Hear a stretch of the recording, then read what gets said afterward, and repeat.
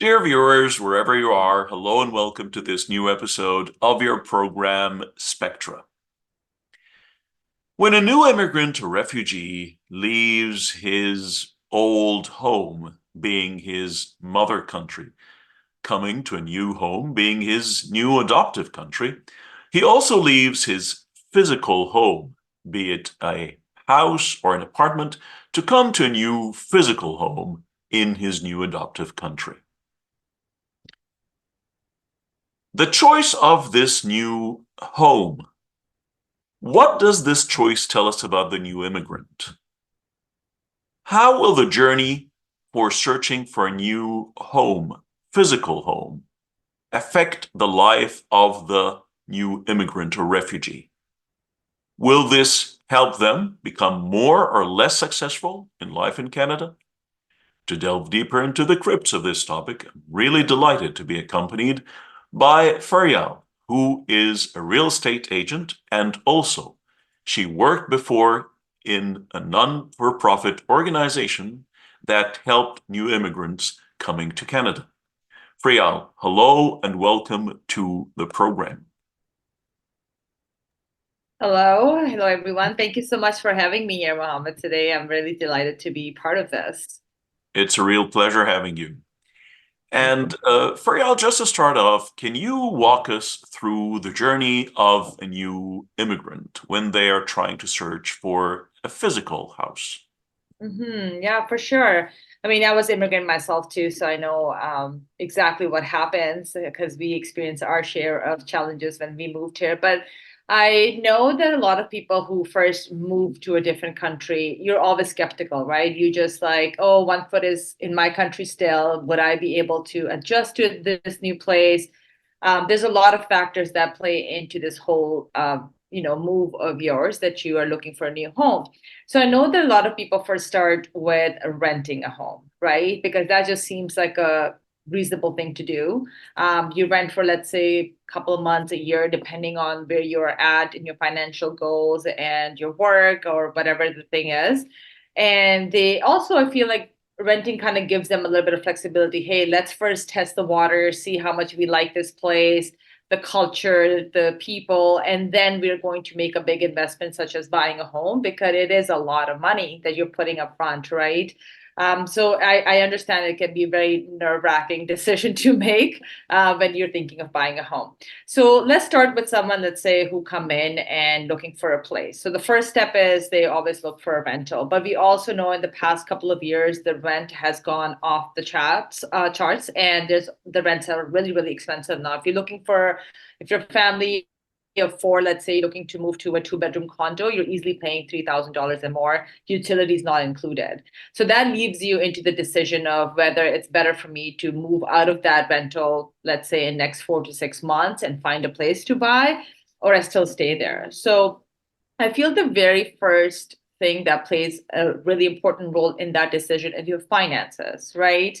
If you're someone who comes from a background of strong finances and you have some money saved down for down payment and you're coming from a country where you had that money and you were bringing it in, which happens with a lot of newcomers. I recently helped two newcomers who were here for about 2 years. They rented and now they're ready to make that move. Also had that chunky down payment saved up in order to be able to make that next step. It depends. Some people, for example, when we moved here, that was about 20 years ago. I know housing was a lot cheaper back then, but when we moved here, we were going to buy a place, even though my dad at that time didn't have a lot of credit history built up, which you need in order to operate in Canada. That's something, everything runs on credit. We know that. So in that case, some people are comfortable putting, let's say, 20% or more down payment. And in that case, you might have a little bit more flexibility in terms of getting that mortgage. So I've noticed that people who come in with stronger financial backgrounds have a little bit upper hand, I would say, a little bit ease in going from rental to buying a home.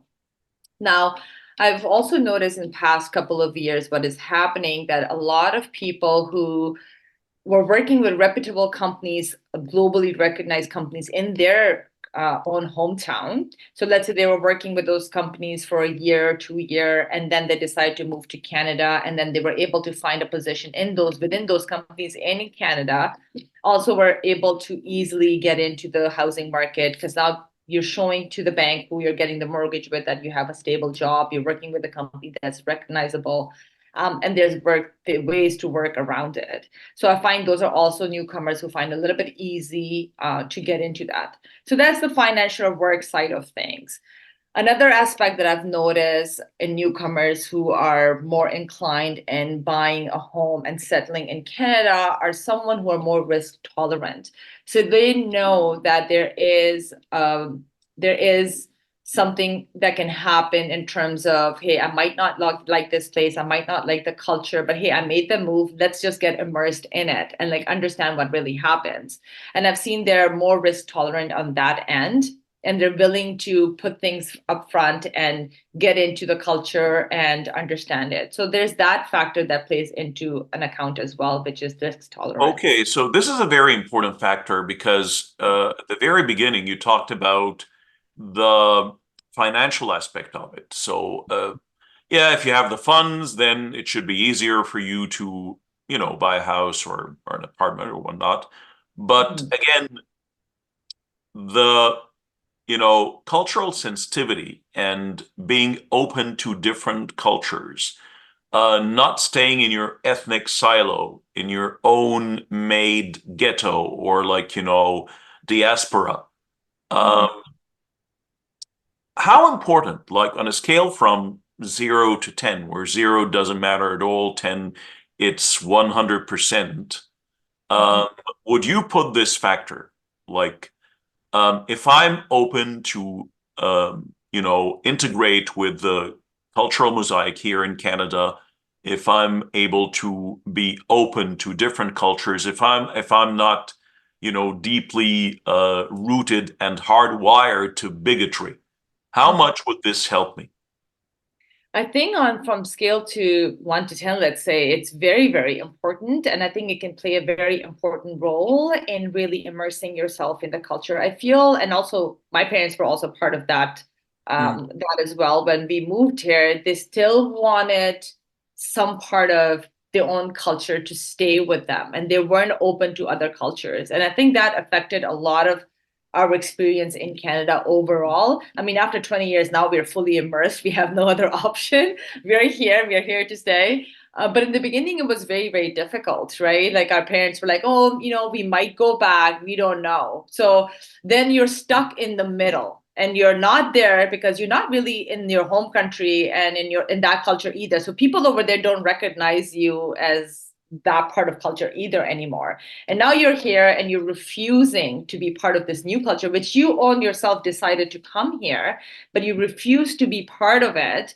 Then it really holds you back to fully enjoy the benefits of what this country has to offer to you, which I think a lot of people miss out on because they're kind of stuck in the middle, in my Yeah. personal belief. So you're always stuck between the hammer and the anvil, between Mhm. your mother culture and the new multicultural environment, actually. It's not a one culture, it's in the case of Canada, it's a multicultural environment. Yeah. So would you say that if I want to just stay immersed in my own home culture, this Mhm. would limit my choice of neighborhoods, right? 100%. Yeah. Yeah, Yeah. it would. Like in terms of prices, like do like a one culture, a monoculture neighborhood tend to be more expensive or harder to live in than a multicultural neighborhood? To be honest, first of all, I never understood the point. If you really want to just be immersed with your own culture, then why move, right? If you love it so much, you like everything about it, then why make that move? So if you're making that move, then why don't you give a chance of really getting to know people from other cultures? And yes, it definitely affects. Like I don't know about other people, but I'll give you my example because that's something I lived and experienced myself. When we moved here, we ended up being in the city of Mississauga.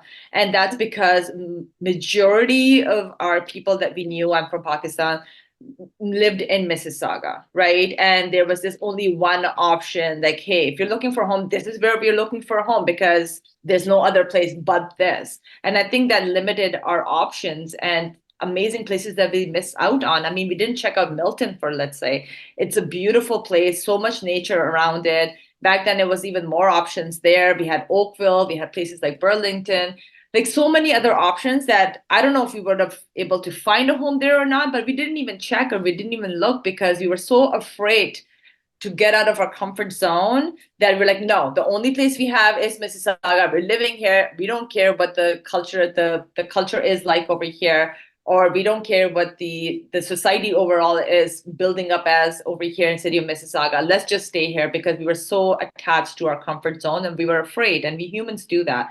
We don't like to come out of our comfort zone. But then the question always came, and I asked my parents that too, like, why move then? You know, to stay with your own people. So I guess that's the biggest mistake a newcomer makes. I think it limits you, it limits your growth, it limits your ability to take advantage of all the things that are available to you as a newcomer to a different country, to really enjoy those things, to explore new places. I Absolutely. mean, I was going to a high school where I would say 90% of the people were brown, right? And I was really upset about that because I'm like, okay, I thought I would come to Canada and I'll experience different cultures, but my parents wanted to just stick there and wanted to stay there. And now they regret that decision. They wish that they moved somewhere else where there was more cultures and we got to experience that more. So And yeah.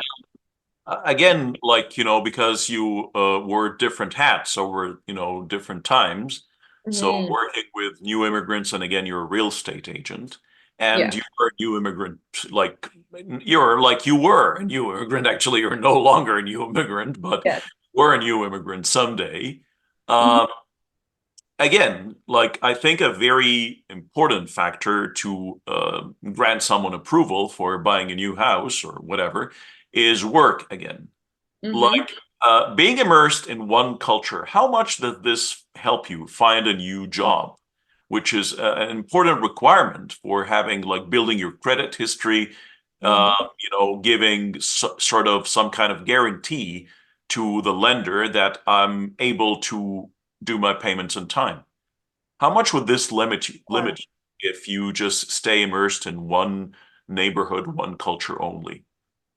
I mean, it doesn't, no benefits came with it. I mean, the only thing was that we were close proximity to our family and family friends who can just come over the weekends and have dinners with us and then go bye bye and you would never see them again. You know, there was no benefit except the fact that, oh, I see some familiar faces. I see similar skin when I go out and I'm not so terrified, right? Because, hey, I'm scared to talk to other people from the culture as if they're going to bite you. They don't. So I didn't see any benefit in it. My parents didn't see any benefit in it. If anything, it limited our beliefs, it limited our mental growth, it limited on the fact that it really affected. So I'll tell you, like when we moved and we were looking for a home, there was a lot of family pressure, and a lot of like, oh, we're moving just down the street, so you better just buy a home here. Even though that neighborhood did not fit in our lifestyle at all, and the home that we were looking for did not fit what we wanted. So we ended up just buying because we had our one family friend like 10 minutes away. Our other family was there like literally 5 minutes away. And that was the only benefit. But every single day we regretted being in that home. And that's why when I'm dealing with my clients, I always tell them, like, hey, you need to think about your day-to-day lifestyle. Like, what do you want in your life? That's very important. And with the factor with this whole thing of staying within your culture and staying in the place where everyone is from your culture living in, it limits your ability to experience life to the fullest as well, because now you're living the life that they want you to live. And You're how not about living. again the job and the income? Would that help you find a good job with a good income as well? Not at all. I didn't see any link at all. Nobody really helped us with anything, you know. I wasn't able to go out and find better jobs because now I'm living in a city where most of the people are from my country. Not at all. That didn't help. So speaking about people from the same culture surrounding you and so on, and what is the influence of this community when you're again fully immersed, totally surrounded in your comfort zone? Uh, Mhm. if the term may apply, like surrounded by people with the same cultural background and whatnot, what kind of effect do they have on you when choosing to move out or choose to buy a house or like an apartment? What effect do they have on you? I think they can really cloud your thinking. So you stop thinking about what's best for me and my family, and you start thinking what's best for our community, which in turn doesn't really, it's not giving you anything good. You're not getting any benefit out of it. So your ability to think clear becomes very clouded. And now you're making decisions based on influence by other people. So I think the big thing that it does is that you're no longer able to think clearly what is best for you and your family at that point. That's a big thing that influence you and not in a good way.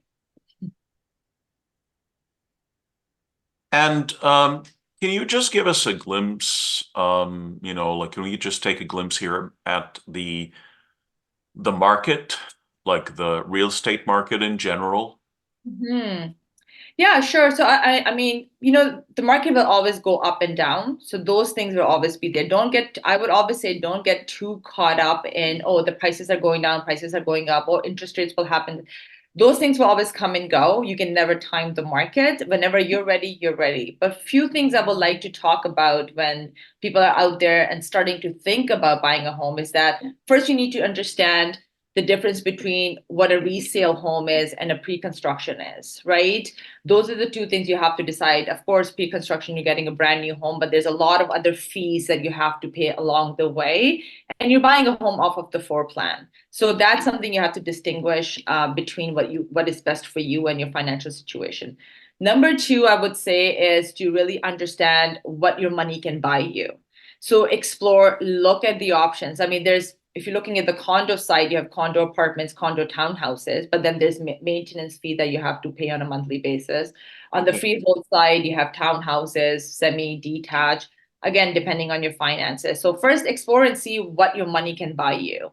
And Mm. then you have to consider areas where those homes are located in your budget and really explore and expand, not just stick to one place as we were talking about.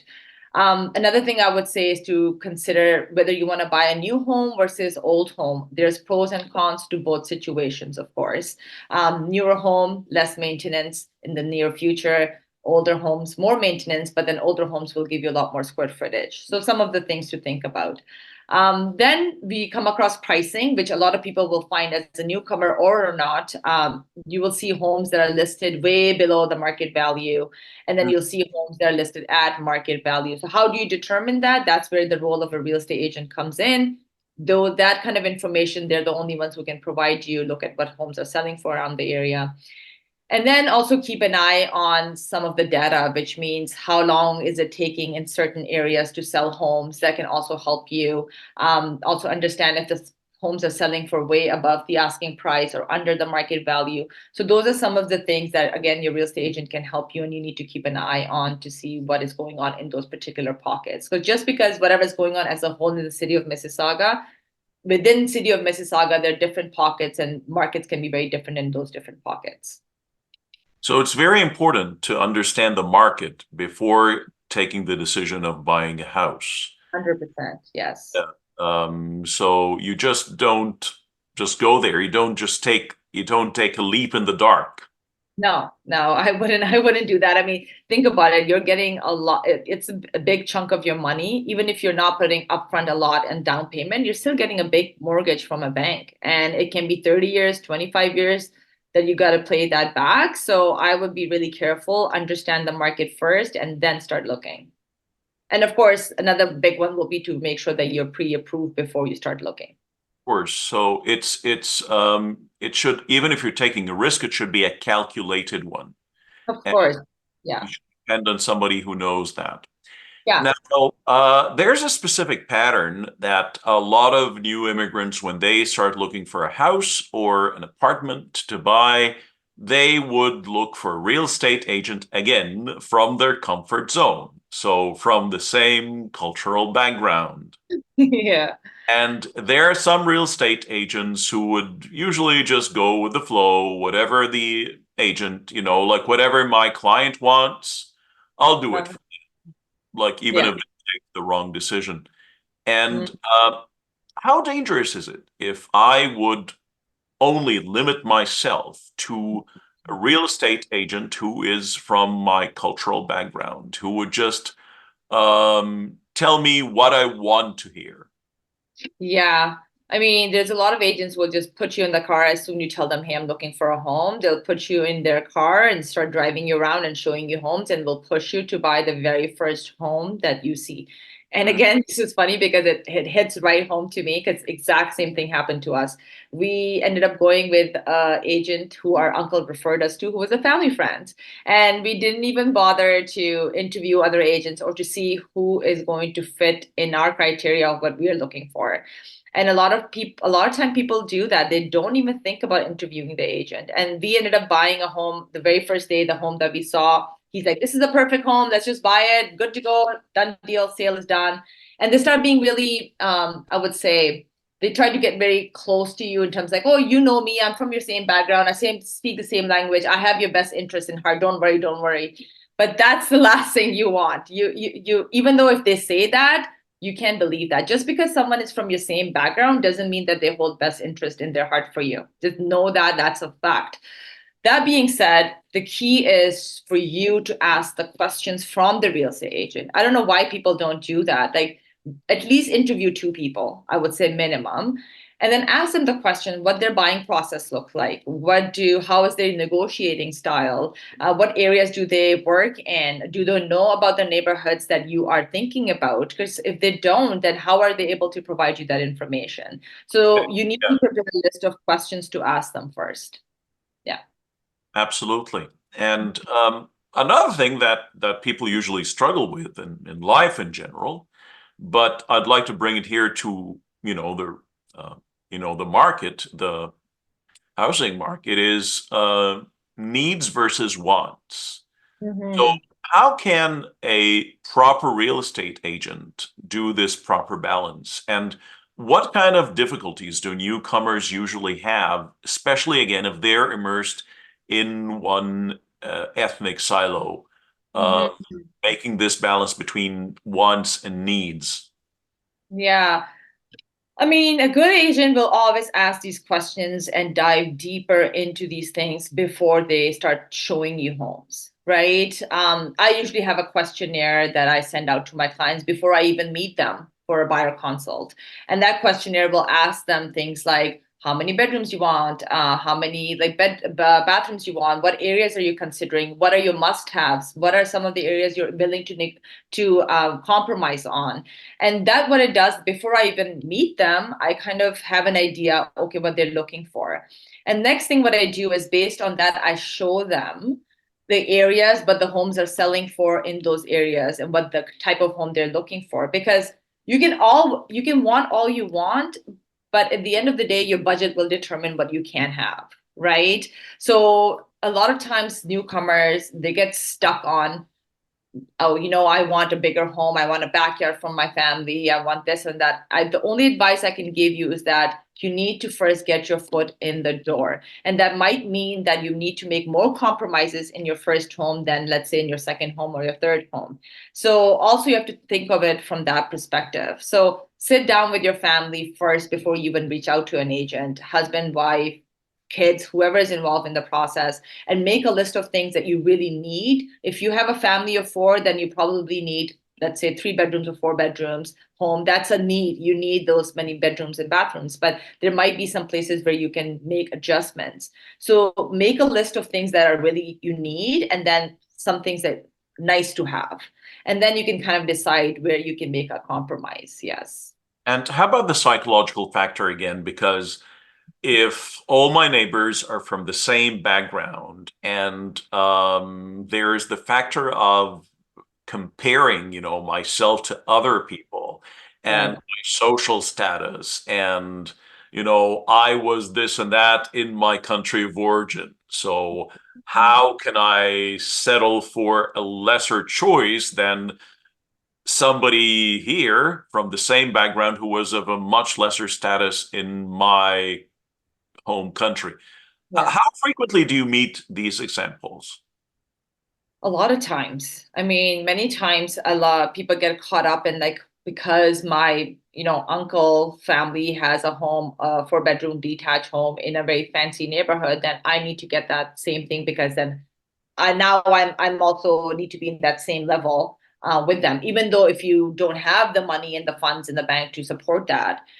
I always think about it from this perspective. What's your long-term game, right? In the short term, you can go ahead and spend all the money you have just to compete. But what are you really doing is getting yourself into a situation where you can be a house poor.